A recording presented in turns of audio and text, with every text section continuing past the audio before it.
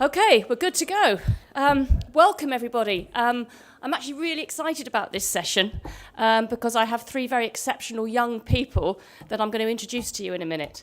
But any of you who were here at the conference last year might remember that we ran a workshop, and it was aimed at NSTOs and vessel operators. And we asked them, what is it that STI could do to help you with your marketing? And we came up with loads and loads of ideas, and we went back to head office, and we thought about it, and we've come up with a marketing toolkit, which I'm going to launch at the end of this session.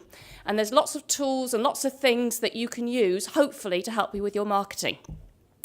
But before we get on to that, I'm going to introduce you to these three young people.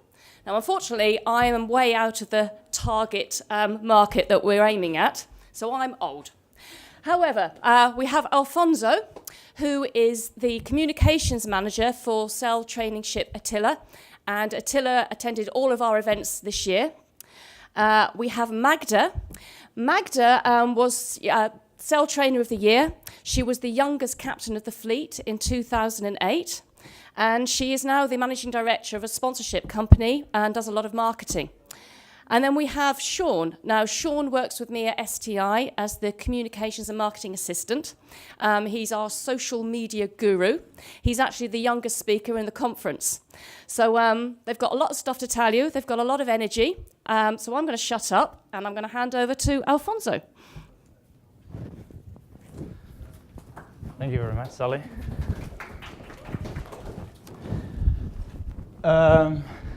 The name that I wanted to give this talk is, well, this is the ship we operate. There's no picture, there's one at the end. Sail Training Ship Attila. And the name is How to Operate a Tall Ship to Attract Young People with No Money. Because that's what we did this year. Attila is a tall ship designed by a Spanish adventurer. Designed by a Spanish adventurer called Esteban Vicente in the 80s in Spain. And his dream was to circumnavigate the world following the Magellan-Elcano route and then dedicate the ship to sail training. However, his plans got cut short, and he couldn't do that thing that going around the world. And actually, the ship didn't go out from Spain for 29 years. And it was mainly dedicated to tourism, not to sail training almost at all. But in 2013, this young man here, my captain, which is also 25, took over the ship, decided to help his uncle to keep the Attila sailing. And when he got to know the STI and what they do, he saw clearly that he wanted to make the Attila be in that field, in that world. So he started doing that, and now the Attila is a sail training ship, and furthermore, I would say an international sail training ship, because the language on board is English, and our trips are not only in Spain, are all around Europe, and mainly around Europe. Both Rodrigo and I are 25, and I think that gives us a good chance to have a fresh approach to all this. And also for me, doing the marketing, I think it's really good to market being part of the target market. So I just have to ask myself, what would I want? Where would I look for things? How much would I pay? And those are the answers that market research would give you, more or less. First phrase I wanted to start with, if any of you know this sentence, this quote is famous from a speech that Steve Jobs gave to a group of bachelor university people. And that's the advice they give them to follow their hearts, to chase their future, and to seize the opportunities they have in life. Stay hungry, stay foolish. Well, these are our 2015 routes. Attila in 2014, she sailed 20,000 kilometers, that's half of the Earth perimeter, going to, what Sally said, all the 3 STI regattas. That plan, with no previous money, because Rodrigo's family is not rich, with no big sponsors, because we didn't have many, and without a big plan how to do it, was a pretty foolish idea, and it was a risk. We could get really hungry doing that, like bankrupt. But we did that, and it was a great experience. The good thing is that we entered this market in a really striking way. Now everyone knows us as the crazy young Spaniards that go around doing sail training as much as they can. And many people think that the Attila is a ship worth knowing, and that we're one of the good ships in the fleet. And this all without money. The question is, what did we do well? What did we do that worked with no money, with not investing, with not big thinking or planning before all this? I bring 7 tips today of what I think it was good that we did. First one is embrace limitation. This is our dinghy. That is our chief engineer. And that's advertising. That was in Harlingen, and he just took the dinghy and went around the fleet. Let me say that as a sail training ship, we support the STI mission 100%, about educating young people, and not just young people, to have a better future. And we also have in our mission to spread the word about sailing. But this year, with few planning beforehand and no fundings, we needed to find somehow to have some income in order to pay the expenses of the ship. And being youngsters and being Spaniards, what we can do really well is party. So that's what we did. We threw some parties, people had a lot of fun, and we don't have to forget that so there's many people in the STI events older than 18. And I think they thanked a lot to have a ship where they could go to have some fun and to meet the rest of the crews. I think that's important because part of the STI events is to mingle with the rest of the crews and create friendships between crews.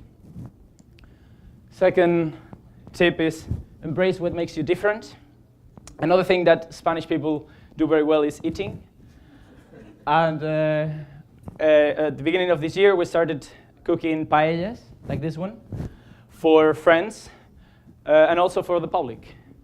And it evolved, and now we have it included in our corporate hospitality brochure. We are a Class B, but we do corporate hospitality. People out there, we do. And this is part of it.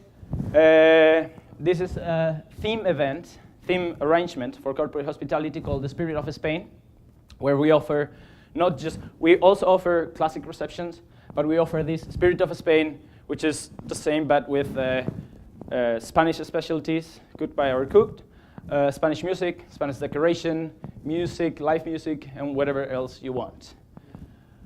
So yeah, we took something we didn't know it was going to work, but it worked really well, and I think our paellas are quite famous around this world already. Actually, in our website, we have a quote from a chairman of the STI saying how good these paellas are. If you want to see who is it, go to our website, attilaship.com. Next tip is be professional and ask for help. This is a screenshot from our website where we now explain everything we do, what we do, the life on board, everything that a trainee would like to know to get on board. And they also can book their trips online, directly on the website. Everything clear, we say everything you want to know. But of course, that's not the only thing you need to do. You need to get professional in many aspects. So for example, in the operational field, I would say we're doing very well. We are having a feedback form that we send the trainees after the trip to tell us what we did, and actually asking what wasn't cool. Because most of them leave the ship saying, oh, it was amazing, but we still want to know what wasn't so amazing to improve. It's everything online, and they do it really easily.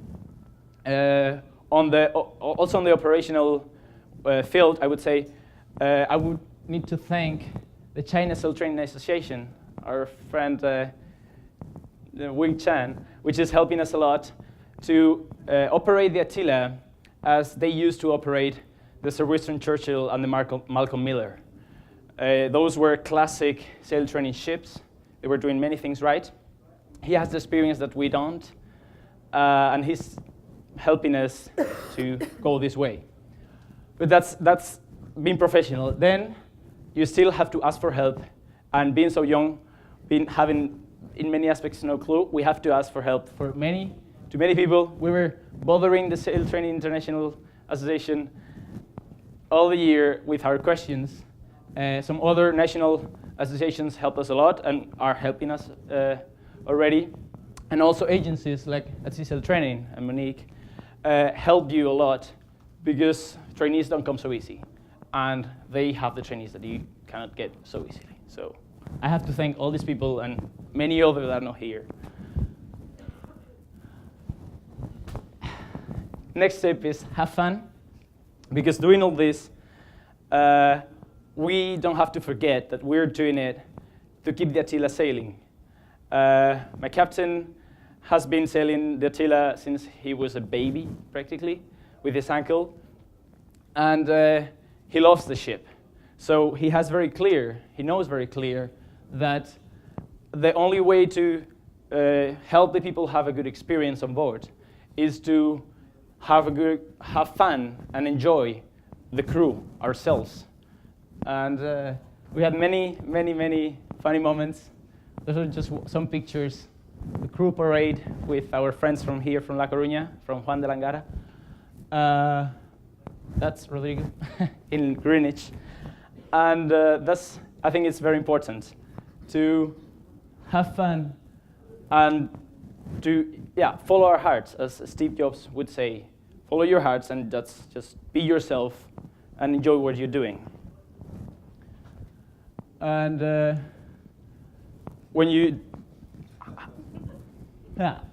after that, the next tip would be to do good stuff. I think one of the things that trainees like most about their experiences on board Attila this year is that we took every chance we got to give them a breathtaking moment, a moment that they would never forget. So, for example, when we were on the Norwegian fjords, this is the Preikestolen. It's a very touristic place because it's a huge rock next to the sea, and there's nothing on top to avoid you from falling. So we diverted a little bit from our route because it was a cruising company, so we could do that. And we did that. We just moved a little bit the route, and this is the Attila. And the Chinese got the chance to get off the ship and climb to the rock and make a picture of this tiny Attila they were sailing on for that week. This the Tower Bridge, as you would imagine.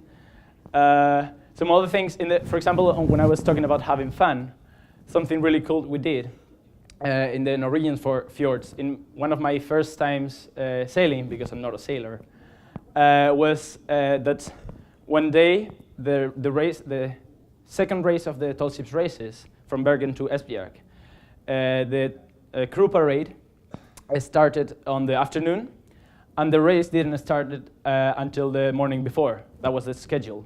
So what we did is we anchored inside one of the fjords in a quiet place, and we stopped there to see the sunset. We were bathing, we were jumping from the ship. We even had the chance to go to the fjord and to see and ride some cows that were there. That was really funny. And those are the moments that said, the trainees couldn't believe that was a sail training experience. But that's our fresh approach. We try to give them, we understand what could be great to do, and we just do it. So I think that gave us to be, something different and something worth telling other people. So we get a lot of good testimonials from trainees saying this is awesome, that we of course put on our website. After doing cool stuff, the next thing you have to do is tell people. Because an adventure like sail training, an adventure like sailing around the world, for the people that already know you and people that just see the ship, they love to know, what are you doing? Where are you now? What is the crazy thing you're doing now? So we tell them, mainly in our Facebook page, Attila Ship. And it's not just some guys sailing around being rich. No, it's a good cause. So above all that is people that want to know because you're doing something good, which is educating people. We keep and maintain or try to maintain the tradition of sail training and sailing ships in the world. We educate people on sailing in general, but we also train the future leaders and team workers of the private and public organizations in our future. I think that's like in a tech talk they would say, that's an idea worth spreading. We're doing really important things. It's not just sailing, it's not just something cool and adventurous, it's a good cause. So, the last thing and the last tip, all these good causes, together with the big exposure that many tall ships can give you, going to all the big events that we go, is a huge potential, it's a huge opportunity. This is the list of the highlights in our 2015 route. Seeing how big all these events are, Sally was talking about 4 million people attending the SCI events last year, well, 2014. So it wouldn't be so risky to say that 2-3 million people are going to see the Attila during 2015 after visiting so many places and being in so many cool moments. That amount of exposure, together with the publicity of supporting our good causes, is a huge impact and a huge offer for the small amounts of money that we are asking for sponsorships. So, yeah, this year, 2014, was funny and was great to be bankrupt. But I will leave you with this, my last tip. Let the sponsors know what they're missing out on. In general, as Attila with our big plans for 2015, the STI in general, and other tall ships, we are doing a great thing, and we have a great exposure to people. So I hope next year I won't be here giving a talk about how to attract people with no money, because we really need the money. Thank you very much.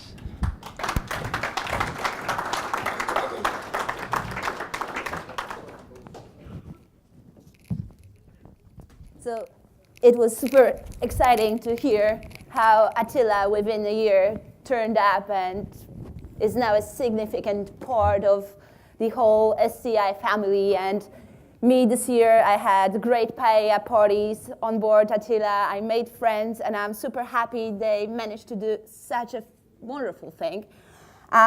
So my advices were actually very similar to Alfonso. So I'm gonna change my speech a little bit right now. And let's go back to my story, the very beginning of me and my sail training experience. Right now I'm Magda. I was introduced as a managing director of the sponsorship company, but things were completely different in 2008. So we are day minus 42 till my very first sail training experience. Obviously I was sailing a little bit before that. I had my captain papers, all permissions to sail every board I want. But I have never ever participated in the tall ship races. I had even no idea what that was. But I went to the pub and we were thinking with my friends what to do next holiday time.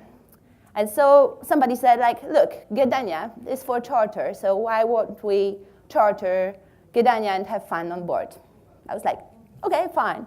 But when I wanted to sign up for this charter, I saw like, oh, there is something like tall ships. Oh, So I called STA Poland asking, like, look, I want to charter your boat, but I'm not really sure what is this boat signed up for. And that's how I heard about tall ship races. So there was day minus 42. Gdynia has 16 slots for the crew, and I had a month and a few weeks to gather all these people and create a project, which obviously wasn't very cheap because it was Liverpool, so quite far away from Poland. So I was very enthusiastic, but a little bit nervous as well, because after 2 weeks of looking for trainees, I had 2 of them. That meant, whoops, I may be in trouble, because I have 3 weeks to go and basically no trainees, no interest. So I realized I won't be able to do it together with a couple of friends with no financial support. Here goes the big, massive beginner's luck. We decided, well, our last chance to make this project happen is to find a sponsor. So 3 of us, 3 telephones, and completely bad cold calling. But somehow, after 2 hours, we got our one and only meeting. With whom? With City of Warsaw. For those who don't know, Warsaw is far away from the coastside, and there is no relation between few sailors willing to go for tall ship races and the City of Warsaw. But probably our smiling faces, completely scared as well, being for the first time in a very commercial meeting asking for sponsorship, somehow we made it happen. We got 4,000 euros, which was enough for us to reduce the price, to find trainees. We got lots of banners, wristbands, different giveaway gadgets, and we pulled it up together. Obviously, let's face the truth, that was 2008. There was no Facebook. We had a blog. We had Picasa. For those of you who don't remember Picasa, that was kind of a gallery of pictures, which is now a Google Plus tool. But we pulled it up, and we managed. We had a fun. And the most important, we fell in love not with Warsaw, but with tall ship races. So somehow, again, stupid luck, our holidays of 2008 wasn't over. Why? Because the owner of Gdynia called us again and said, like, look, you managed to have a great project within a month, and we don't have actually any people coming for a Funchal regatta. So would you like to join? We will give you the boat and just do whatever. And so we felt like, cool, what's Funchal? But that was the time when we were in Den Helder. So I was brave enough to talk to the race control about it. And I was like, look, I heard about Funchal. What is that? Could you tell me how, where, what, when? And so we decided to go for it. We were highly enthusiastic, but we didn't have any budget. We had the boat, but we still had to pay for flights. And there was no we as the whole crew, but it was we as 3 people who sailed the tall ship races and were willing to do it again. So as you can see, it's us being towed by Sedov. It's not about engine failure. It's not about some crisis situation, but because race control decided to move the start line and we weren't able to afford our fuel, we were towed by Sedov. We had to make it happen, and everyone was really helpful, and we had full support by Sedov, Shababoman, and everyone willing to help us and make sure we will be in the race, we won't retire, and we will go with the fleet to Funchal. It was fun for us as well, and to be honest, it was a very low budget event, the most low budget I've ever had. But the funniest thing was that we had such a great atmosphere on board. We were playing stupid games, we were singing stupid songs, and nobody was complaining about not having Nutella for breakfast. So for me, that was a great event.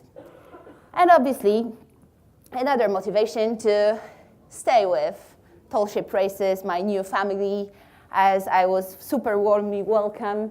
And as the youngest captain of 2008 fleet, I was really motivated to do it again next year.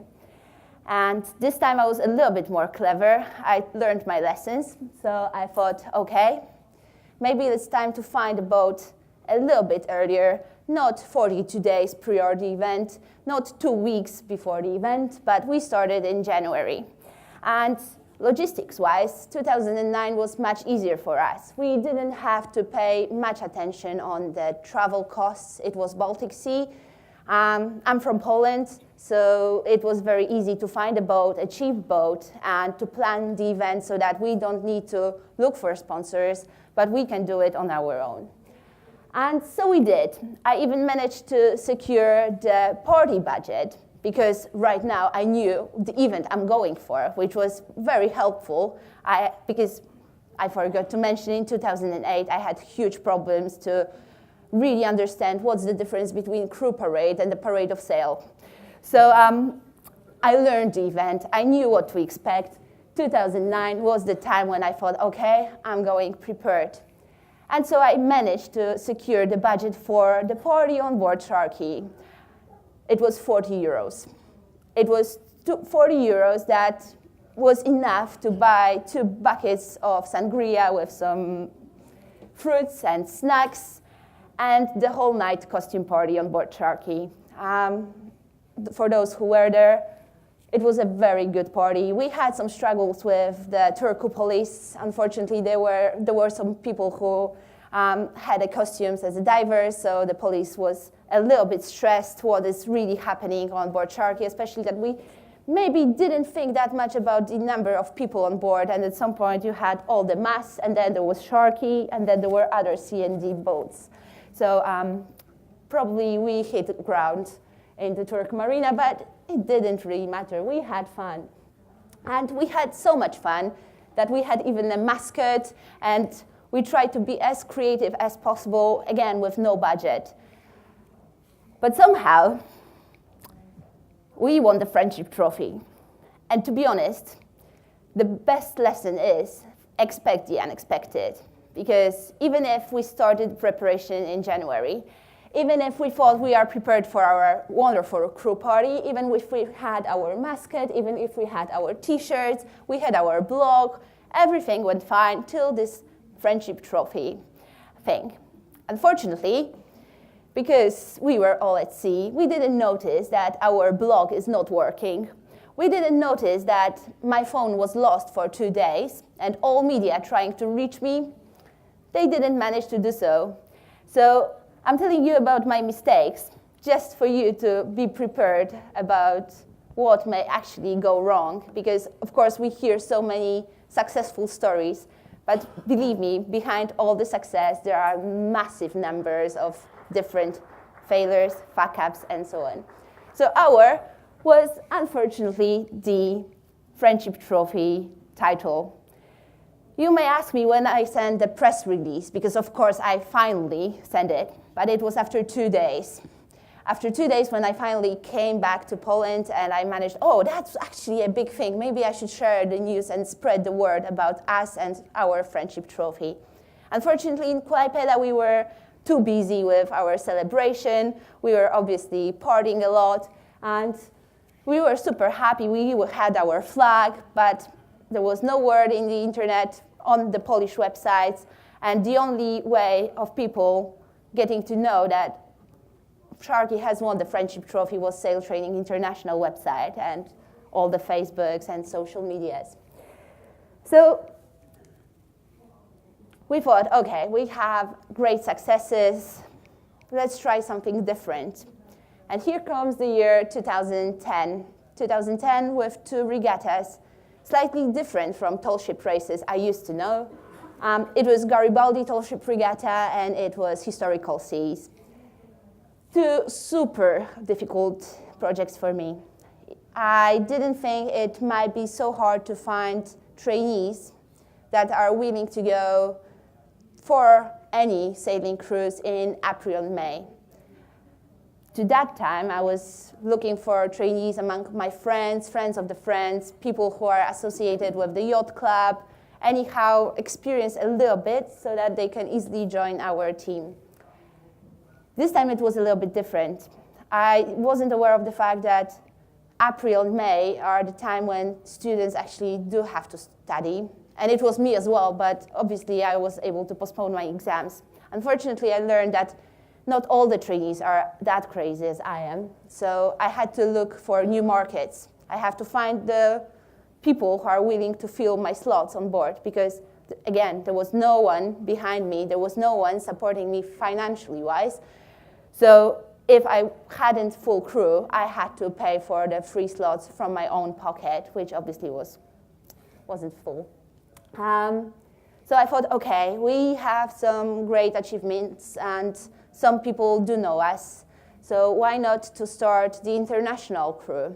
Maybe it's time to move ourselves from strictly Polish market to all the friends we get to know during the past events. Because thanks to the crew parties, thanks to the great atmosphere we had on board, we made lots of friends. So I started to email everyone, saying like, look, we are in troubles. We are in troubles and we have to admit it. The price is as low as possible. We just need to cover the charter fee. Let's pull it together and make it happen. And that was the time when we finally started to work as an international crew. Garibaldi was the first event I was actually running the boat in English, which was very difficult for me as I haven't done it before. But it was a great lesson and again, great atmosphere on board. Same happened with historical seas. Thanks to this no age limit, we managed to find the whole crew.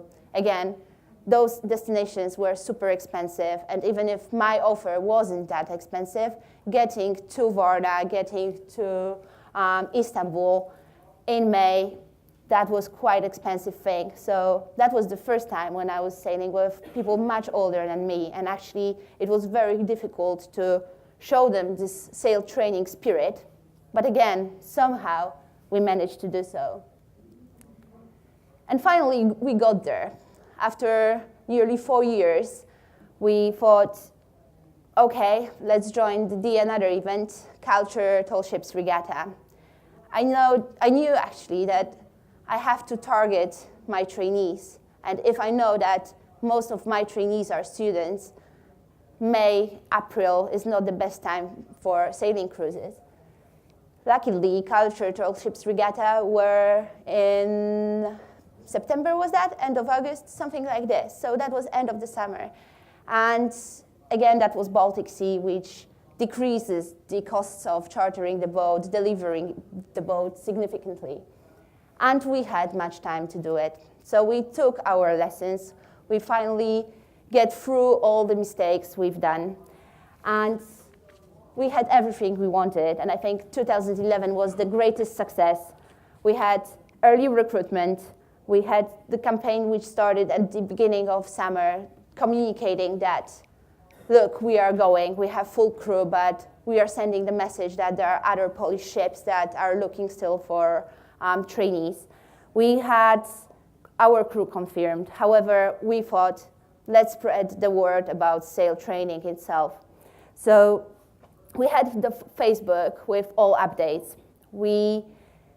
Again, one silly mistake we've done in 2008. We had our wonderful sponsor. We did a great press call. But you know what happened? It's hard to admit, especially it's recorded, but let's face the truth. We invited the media. We prepared a beautiful presentation. There were all trainees showing their experience, but we forgot to invite the City Hall representatives. So all the media came because they were mostly interested in the reason why Warsaw is sponsoring the group of sailors who are sailing somewhere in the North Sea. But there was no one from the City Hall because we forgot to invite them. So this time, in 2011, when we were actually organizing the press calls, everyone was invited. We were sure that we have all people on board we needed. We had our Facebook. We were sure that our blog is working. I was sure that I've got my phone with, and whenever media will be calling me, I'll be available.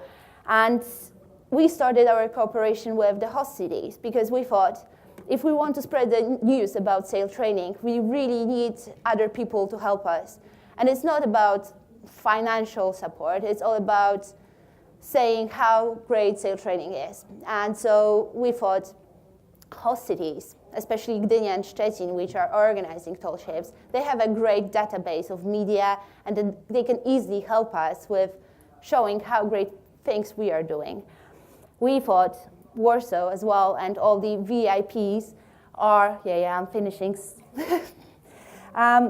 VIPs are also helpful to spread the word.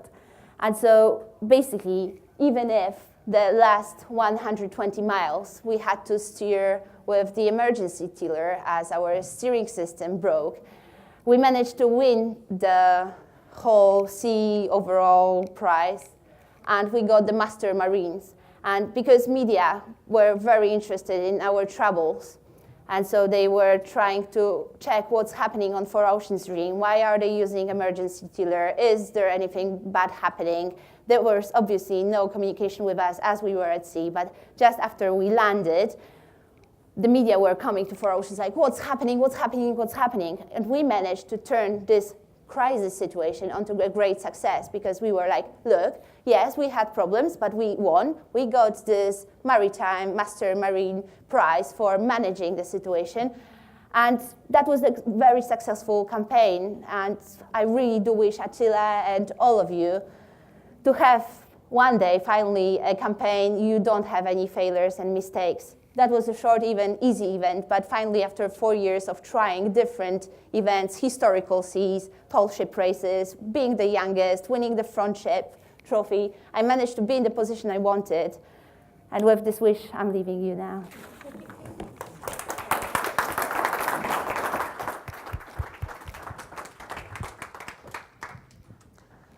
Morning. I hope you know what I'm here to talk to you about. We're going to talk about 10 steps for a low-cost social media strategy. You might all know there's a big audience out there online. There's lots of people, but you might not know how to use social media to contact the people that you want. What this 10-step plan will do is give you a strategy at zero budget that you can use to find that audience and make sure that you're not doing this. See what this man is doing here? He has not defined his audience. He's putting things out on social media. He's essentially talking to himself. Okay? So what we're going to teach you is how to not be this guy. What you need to do to define your audience is you need to think about who you'd like to talk to. Okay? Don't talk to yourself. Think about who you'd like to talk to. So for most people in the room, vessel operators, you've got a lot of vessel operators here, right? What you want to be talking to is young people. Young people who you can convert their interest in sail training to being on your ship and getting berths filled. I'll grab my notes over here right now. You need a persona and you need a tone that fits with the audience that you want, okay?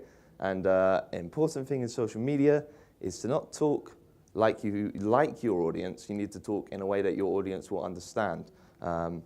And something very important in this approach is that you need to define your audience first before you move on to working out where they are. Okay? So this slide here,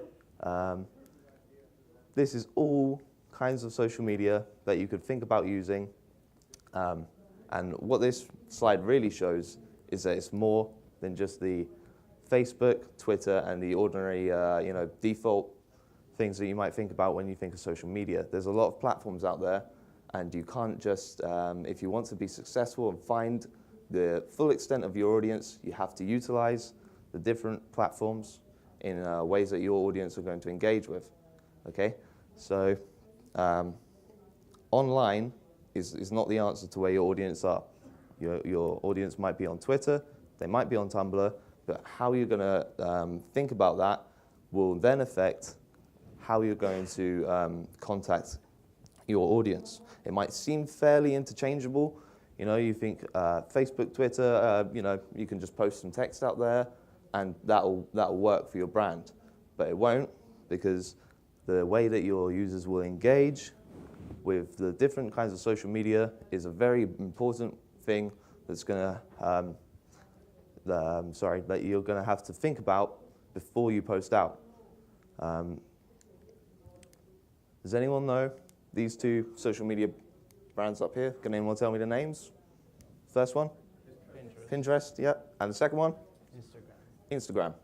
They're both picture-led. They're both very image-led. And you might think, okay, these are two social medias that I can use in the same way. But essentially, they're used very differently. So we can see in this post here that someone hypothetically might use on Pinterest.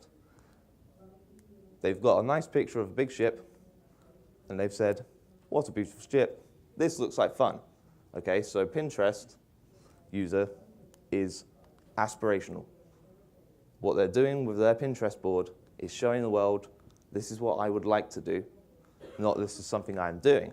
Instagram, much more people use, I take a selfie, I'm on the ship, I'm already there. So what you might want to think about is, do you want to go with audience A? Do you want someone who's thinking about going on a ship and you want to convert their interest into being on a berth? Or do you want someone who's already in the sail training world, they're already got experience, and before you sit and decide what you're going to do, that's what you have to think about. You have to think, who's your audience? Who do you need to engage? And what are you going to do with that audience once you've attained them?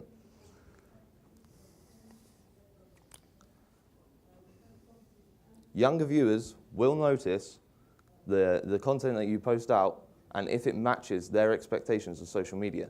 So you really have to define before you start, this is, can't stress enough, what you're going to post out.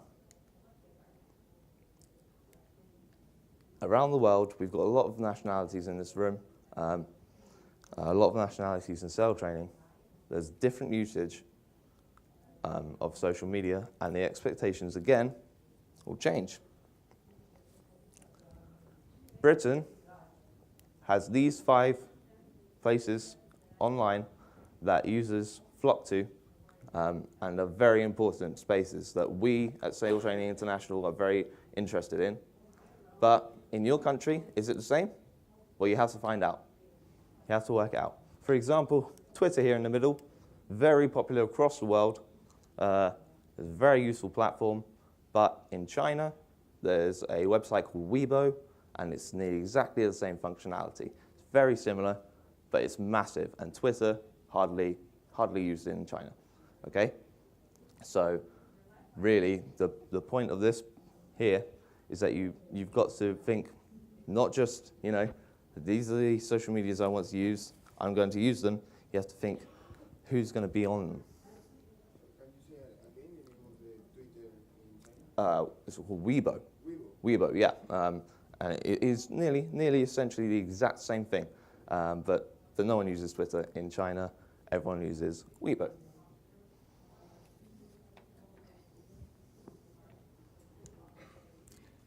Third step on our plan here is that we're going to set up our profiles correctly. Okay? Now, this might seem like a moot point. This might seem like something you can just get away with. But when you go online and you go to engage an audience, when you leave your slate blank, that's not going to work. Social media is full of personality. Alfonso very much showing earlier that he fills his page with the personality of the brand that he's trying to put across.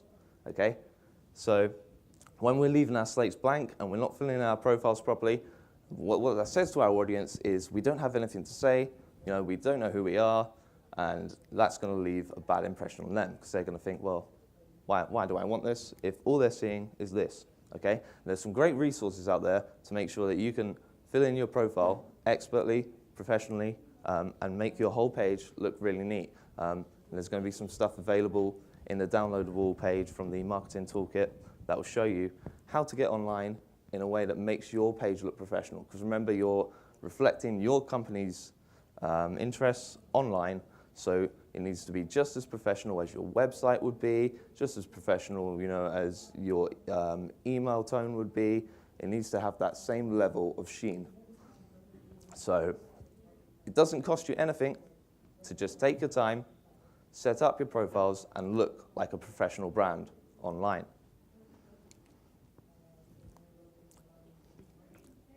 what are you going to show the people you found? Those first few steps are all about finding people, all about working out what's going on, sort of testing the waters. But now what?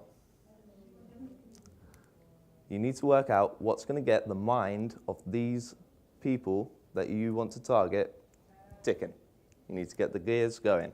So your research here, you're going to have to be creative if you want to do this on a zero budget, but there are some great ways to work out what's going to make your audience tick, and this will save you a lot of time in the long run. By doing this, by doing your research, you're saving money in the long run, because if you don't research, you just put stuff out, you trial and error, you're not working out what your audience wants, and you're essentially killing time. Okay, so do your research, find out what kind of content and what kind of things online that the audience you've worked out engages with. Okay, so say you've got this young audience and they're really interested in sales training. Obviously, that's the key metric that you want there. They want to be interested in sales training. What comes next? And the way you're going to find out this is basically a good way to do it would be to give surveys out to your crew, right? To your trainees that you've got coming in. You ask them to fill out what their interests are and a little feedback form. If you just add that in there, I'm sure lots of the vessel operators will have a feedback form already. You can start to build up your data on what your audience is like and what they think is going to interest them. It's hard to do at first because you haven't got an audience to examine, so you can't really work out what they want. That might seem like the way it is, but you just have to be creative and you have to think of ways to do this that are going to save you money. Number 5, create something that's going to make people want to go to your page. Okay? When you're sharing content, that's great. You have to do that. You have to share content from other people with bigger audiences, and that will help drive to your page. Okay? But if that's the end of your content strategy, that's useless because it's not going to keep people coming back to your page if they can get that content somewhere else on the internet, wherever that may be. You need original content. And this here is Sales Training International's original content that we've been using to help boost our page for the last few months. We've had a great reaction to this because what it is sales training based with a little slogan here, and they're things that our audience is going to be interested in, and it's not wildly time consuming to make these. And it doesn't take, any budget or proficiency in, specialist software or anything. We just go in Photoshop. We think of a little slogan with a nice picture that, complements the slogan. And that's an original piece of content that then goes on our Facebook, right? They can't see that anywhere else. Well, technically they can because we send it out to share with other vessel operators. But this comes from us. Okay, so along with all the stuff that we share, along with the news that we post, there's something that makes them come back and connects with our audience. It speaks to them. Okay, so it's the personality of Sales Training International. It's what we're about. You need it for your audience to identify with. That is the key message of the content that you post out.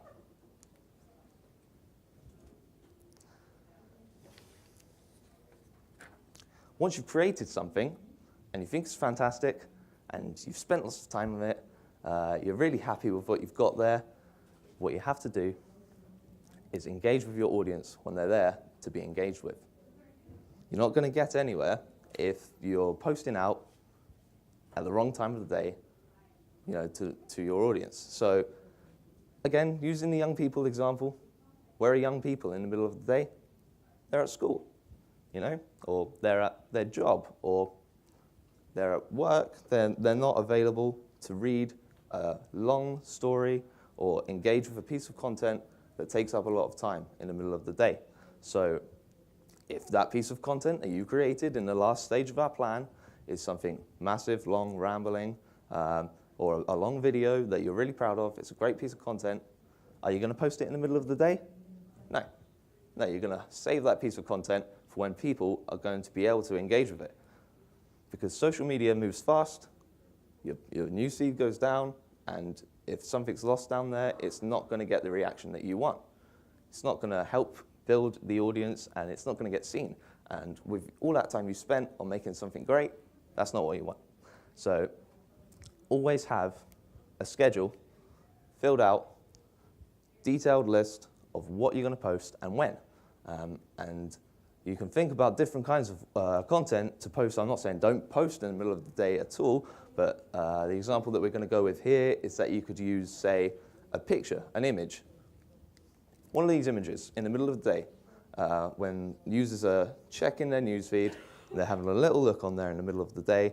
They don't want to read this big story here. They don't want to watch a long video, but they see this picture and they click and they like, or they write a quick comment, and that's something that your user can engage with in a meaningful way in a small amount of time.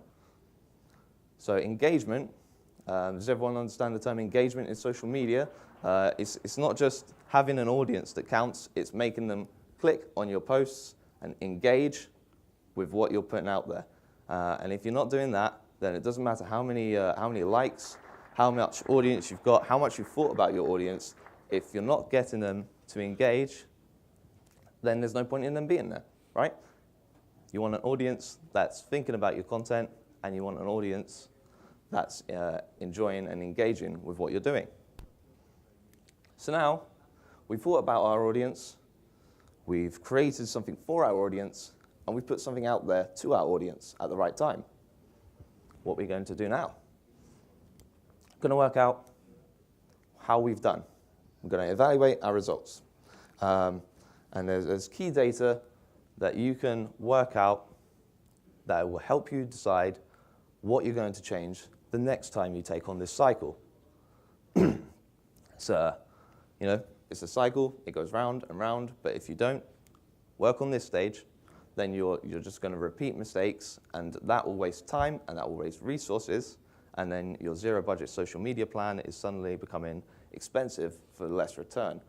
So, evaluate.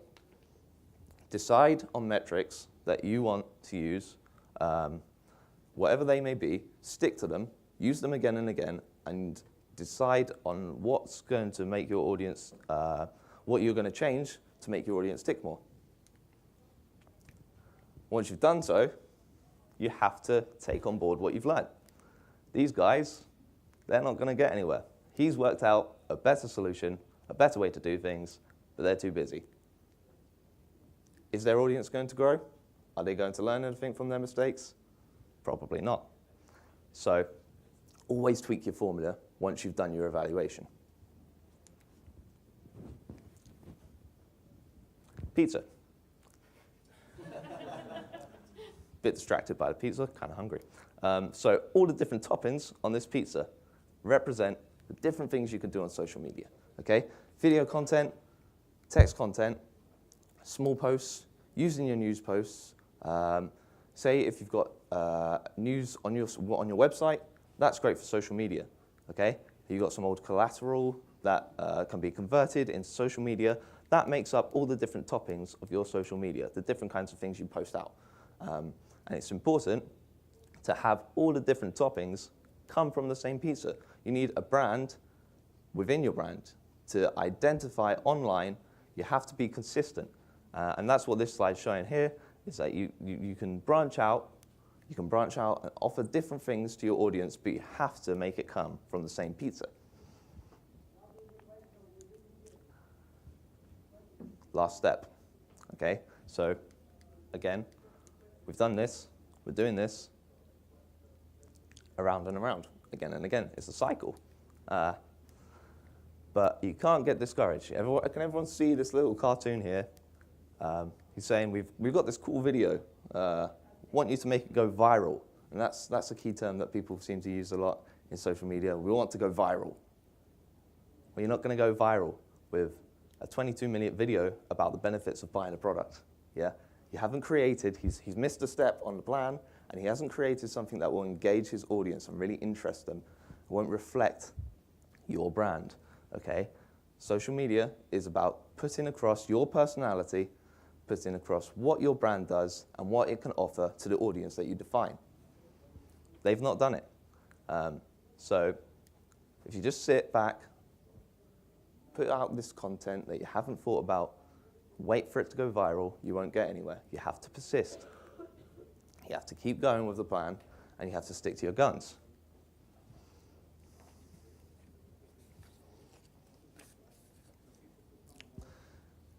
All these opportunities are available at no cost at all if you just think about what you're doing. Using this 10-step plan will get you results if you stick to it and if you keep on that cycle. So I hope you've learned something about what you can do with social media in a cheap, completely free way that's going to help you along this cycle. Thank you.